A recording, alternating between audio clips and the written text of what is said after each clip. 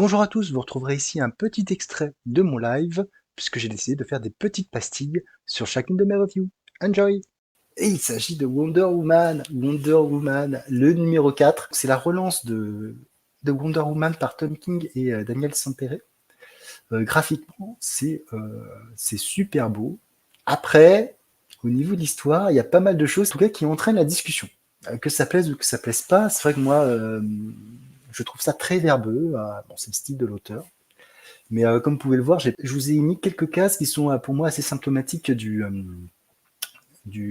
comics. Donc une première page, donc je vous ai mis que trois planches, mais en fait c'est tout un panel. Hein, c'est un gaufrier de 9 cases où on peut voir la télé comme ça avec différents interlocuteurs. Donc vous pouvez voir que c'est très verbeux.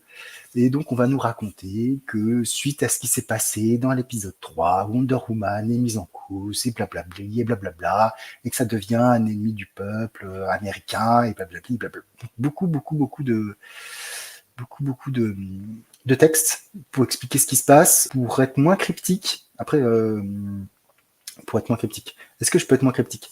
Voilà, il s'est passé quelque chose dans le 3e épisode. Donc Wonder Woman, alors pour la faire bref, donc une Amazon a tué des personnes dans un bar, mais uniquement des hommes. Il s'ensuit, via la télévision et les médias, toute une lancée en disant voilà que les Amazones sont en guerre contre l'Amérique et particulièrement les hommes. Et Wonder Woman va devoir se battre contre l'armée américaine. Elle leur met une mandale, vous vous doutez bien, et suite à cette défaite, un des soldats, par une manipulation du super vilain de cette série, va se suicider. Et il accuse Wonder Woman de l'avoir conduite à ce suicide. Voilà. Et en fait, ça se traduit dans les médias. C'est voilà, on voit la force des médias dans ce qu'il y a de pire, c'est que à partir de ça, ils ont déduit que c'est Wonder Woman qui était assise avec lui et qui lui a tiré la gâchette. C'est elle qui a déclenché la gâchette pour tirer une balle. Donc bon, donc c'est fait comme ça. On adhère ou on n'adhère pas à l'idée. Voilà. Donc Wonder Woman devient, comme on peut voir sur cette couverture, un traître criminel. Les Amazones rentrez chez vous. Bref, tout ce qu'on peut avoir de pire. Et en parallèle de tout ça, donc Wonder Woman qui au lieu de régler ses affaires, décide d'aller voir un enfant qui, donc c'est sur la 2e planche, qui est très malade et dont les parents, malgré le fait que ça soit l'ennemi numéro 1 des États-Unis, ont décidé de l'appeler pour réaliser son souhait, puisque c'est le plus grand fan de Wonder Woman. Donc elle accepte et elle va passer la journée avec lui. Et là, c'est un peu problématique dans le sens, pour moi, après, j'ai ressenti aucune empathie pour ce garçon, ce jeune garçon dont on sait qu'il est condamné, dont on sait qu'il va se passer des choses. Et en fait, j'ai vraiment très peu d'empathie pour ce personnage qui va s'amuser comme un petit fou sur l'île des Amazones. D'ailleurs, il n'a pas le droit, mais Wonder Woman fait ce qu'elle veut, etc. Donc, oui, effectivement, l'enfant qui collectionnait Spider-Man, qui était vraiment, mais 100 fois mieux, 100 fois, 1000 fois mieux, pour lequel on ressentait quelque chose. Là, pour moi, c'est complètement raté. Complètement raté. C'était qui à l'époque? Tom DeFalco et Ron Friends, il me semble.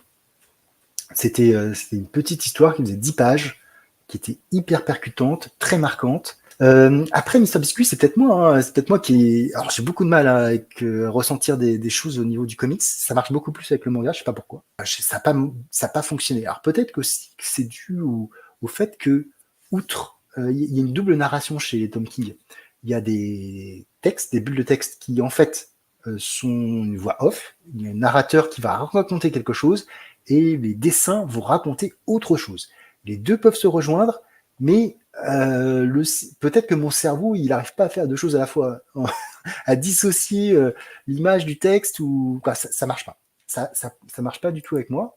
Après, voilà, donc, et donc on a une journée où ce garçon va s'éclater comme un petit fou avec Wonder Woman. Il va monter sur des kangourous, donner je sais pas, la nourriture à une espèce d'hippogriffe. Ça va être un animal mythologique dont j'oublie le nom. Un griffon, peut-être. Hippogriffe, c'est dans Harry Potter. Et, euh, et voilà. Et voilà. Et à part ça, on a aussi un discours du président des États-Unis avec un truc qui me gêne aussi un peu. Mais bon, après, voilà, donc je sais pas. Je sais pas quoi en penser de ce truc. J'aimerais aller jusqu'au bout du premier arc pour voir ce qui va se passer. Je suis très étonné. Euh, ouais, mais en fait, c'est exactement pour ça que je l'ai lu, Mister Biscuit. C'est que moi, Wonder Woman, je connais pas beaucoup. Tom King, on en parle beaucoup sur. Moi, j'ai lu que Vision, Tom King. Donc j'étais assez curieux de voir un petit peu, parce qu'il passait, comme il passait dans la maison d'en face, et que moi je ne lis que très peu de la maison d'en face, j'étais assez curieux de voir ce qu'il pouvait donner sur Wonder Woman, relance du titre, avec l'épisode 800, après Relaunch, etc. Donc en plus des dessins qui sont quand même vraiment beaux, donc je m'attendais à quelque chose. Donc j'attends de voir où est-ce qu'il va nous amener. Pour le moment, je suis mitigé sur le titre, mais voilà. Donc voilà, donc un titre ni figue mi raisin, mais globalement, je me demande bien où il veut aller. Il y a beaucoup, à mon avis, quoi, à mon sens, il y a beaucoup de messages qui passent dedans.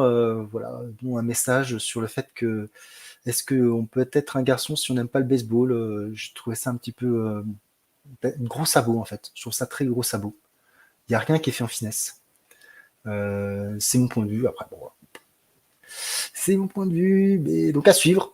Suivre le prochain devrait arriver dans le mois, je pense, parce que celui-là est sorti il y a 15 jours. Donc il devrait pas tarder. D'ici la fin du mois, je parlerai de l'épisode 5.